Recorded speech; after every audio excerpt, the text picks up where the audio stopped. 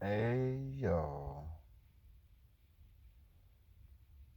I couldn't stand Smackdown. It was,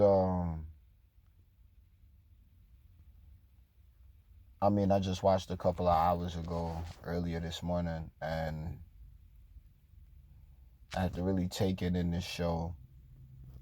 I'm just hoping that the show can be catered to, you know, uh, what it was catered to more often. And when we looking at the highest levels with the decision makers, I'm hoping that they pleased with what they seeing. Like for the most part of what I'm looking at, I'm seeing things that make me interested in finding out what's gonna happen next.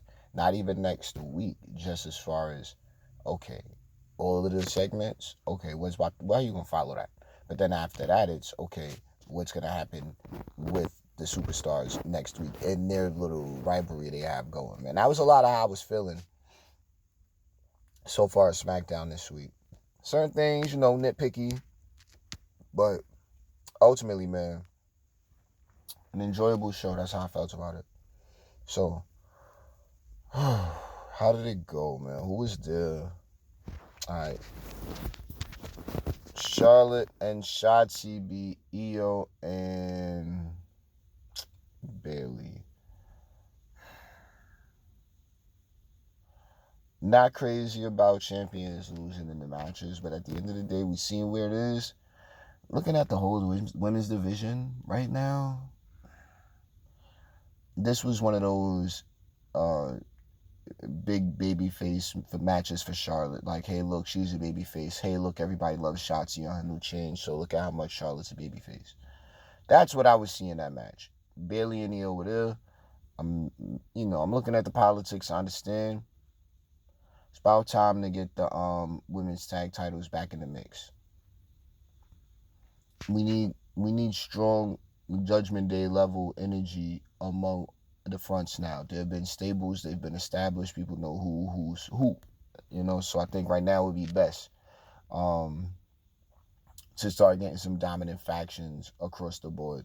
Judgment Day has, sparked that fuse, but I think it's about time to at least get that in the direction. House Code, I hope she's not injured. If she's clear, I say the title's going Bailey and Coda next. Damage Control take off the same way Judgment Day did in the women's division, and then we get in Katana and Kaden, and they save the women's division. But maybe that's too fast because to take over the women's division, I say we need about 3 months to really go through everybody, especially across all three brands. Yeah, yeah. So that's how that's going with the women's tag championship, or at least with that stuff with the women's division in general. We'll get to the rest of this stuff, but we'll see what happens. Now, oh man, the segment with Theory and Waller, not the craziest stuff, but man, I did like those two together. But at the same time, them going in there with LA Knight, yeah. Boy, come on now. I didn't think it was gonna be the greatest stuff. And I went in like, all right, this is gonna be pretty good. But then to get in there with LA Knight, three of them, they was all on NXT together. They got plenty of chemistry. They worked it out well, man. I was very impressed with what I saw. I think Theory and Waller was on NXT for a minute. That's going back now though. Oh man. Either way, I liked what I saw. I really enjoyed it. So yeah, that's how that played out. Cool stuff, man. Um, LA Knight beat Theory. Made sense, needed to happen. Nice little transition into the end, little sequence. So I thought that was cool. I liked what I saw as far as just everybody win, man. And people love LA Knight. It's good. It's good. I think it's solid rubs all over. Pause. You know what I mean? So it's good stuff. The Brutes confronted the Judgment Day. Okay. Um, Good direction. That's what I got for them. As far as beating the Judgment Day, well, it's a little early for these guys to have the tag titles. Butch got plenty of things going on right now. I just think right there they solid as a tag team. I'm liking what I'm seeing with them. So good on that. And then Judgment Day is Judgment Day right now. Like clearly they've been on the constant rise, so we're gonna keep things going. I don't really have much crazy to say. Bobby Lashley and the Sioux Profits came out. Let them know. All right, y'all think y'all got it, but we gonna take it. Okay. okay, I can see where things can definitely go. Priest and Lashley does definitely seem like a championship type of match. Immediately, nah. I think Bobby Lashley could be a solid one to take the title off of Priest when he does eventually get it. But this is after a couple of wins just to have Priest solidify himself. But that's just my super future booking. And it probably ain't going to happen like that. But I like it.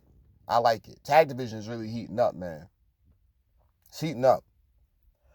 Oh, the Judgment Day brought up the bloodline. Calling stats. Facts is facts when it comes to some of that shit. So it's like, all right now. I don't know. But then to try to make somewhat of a peace offering later on. Now, Jimmy Uso. I know that wasn't all of SmackDown. Real segment heavy. Yeah.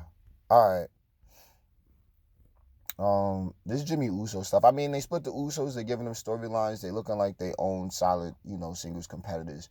It already immediately looks like that because the crowd wanted that anyway for them for the longest, but now it really looks like it's going to make sense. It's good. Hope it paves the road for a lot of other tag teams down the line whenever they go in the singles competition for themselves for that to, transition as well as this one has transition. And these guys got the full package. New music, new entrances, new everything. So, okay, fine. New personas somewhat, fine. Jimmy's running with the bloodline. He's his own person, fine.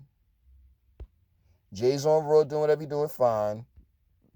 Bloodline going to get back together eventually. When? Well, we'll just have to wait that out. So that was good. AJ mad at the OC. They should have came out at the end. They should have came out. Should have came out and defended him. That's how I feel about that one. I'm bugging. That would have worked, wouldn't it have? A lot more golden. I think ultimately SmackDown was solid. If it was anything I missed. Long match, man. They went in. Jimmy and AJ. Jimmy's the main event too. Don't twist it. So I liked what I saw, man. Ultimately on SmackDown, I was interested in the whole show. She was coming on Raw for real.